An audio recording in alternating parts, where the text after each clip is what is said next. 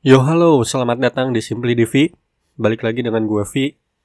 Ya, di video sebelumnya gue udah janjiin bakal bahas soal salah satu anomali bernama normal map.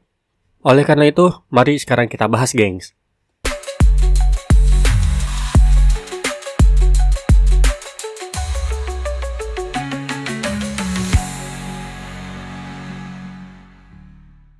Oke, normal ya. Mesti mulai dari mana ya? Sebetulnya kalau bahas normal ini, kita perlu tahu dulu nih kriterianya. Yang satu itu ada surface normal atau vertex normal, dan yang satunya lagi normal map. Di bahasan kali ini kita bakal ngomongin normal map, seperti contoh di video sebelumnya ya. Jadi, normal map ini sebetulnya bukan hal baru di dunia komputer grafik, khususnya di video game. Karena normal map ini udah banyak diterapkan di berbagai macam game dari bertahun-tahun lalu. Bahkan sebelum adanya metode PBR atau ray tracing segala macam itulah. Soal yang tadi gue sebutin, nanti kapan-kapan gue bahas juga lah. Jadi, kalau menurut Wikipedia, normal map itu adalah teknik yang dipakai untuk memalsukan cahaya, timbulan, atau tonjolan tanpa menambah detail poligon lagi. Kira-kira gitu deh. Sekarang gue coba tanya Mbah ChatGPT. Normal map adalah jenis tekstur dalam 3D grafis yang digunakan untuk memberikan detail permukaan, seperti tonjolan, cekungan, lipatan, kerutan, tanpa menambah jumlah poligon pada model 3D. Kurang lebih sama lah ya. Ya, sebetulnya cuma kayak ilusi optik aja sih.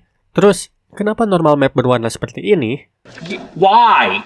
Sebetulnya ini nggak aneh. Normal map itu sebetulnya cuma 3 bagian terpisah yang disatukan, yaitu R, G, B, RGB. Aslinya cuma seperti ini. R atau red untuk memberi informasi sisi kiri dan kanan, green atau hijau untuk memberi informasi bagian atas dan bawah, kemudian B untuk bagian dari depan. Jadi, kalau kita satukan, permukaan datar ini punya informasi tentang harus membelokkan ke arah mana saat cahaya terpancar nanti. Gue kasih contoh lain. Jadi, kita punya permukaan plane kayak gini. Oke, jadi plane kayak gini tuh ada yang disebutnya surface normal, yaitu yang menunjukkan arah asli dari permukaan tersebut.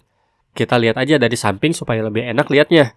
Semisalkan lo punya plane dengan bentuk kayak gini, berarti normalnya ke 3 arah yang berbeda, masing-masing mengarah ke atas si permukaan tersebut. Balik lagi, jadi kalau plane rata doang kayak gini, berarti surface normalnya mengarah ke atas kan? Otomatis tekstur yang ditampilkan itu lurus ke atas juga. Begitu pula dengan si cahaya itu. Gue kasih garis putus-putus nih, misalkan kayak gini.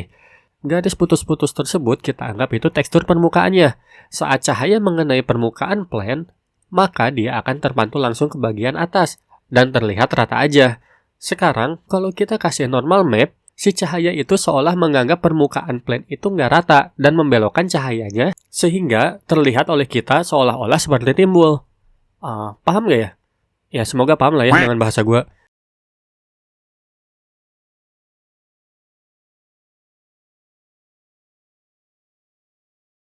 Ya, jadi seperti itu. Dengan dipakainya normal map, banyak banget objek-objek yang aslinya rata jadi seolah-olah timbul.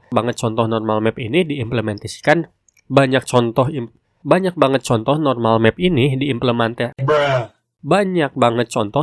ini diimplementasikan di game. Mungkin hampir semua game zaman sekarang pasti pakai normal map ini. Karena dengan normal map ini, kalau kita butuh detail lebih pada suatu objek, kita nggak perlu benar-benar buat semuanya dengan poligon. Sisanya detail-detail kecil kita bisa gunakan normal map ini.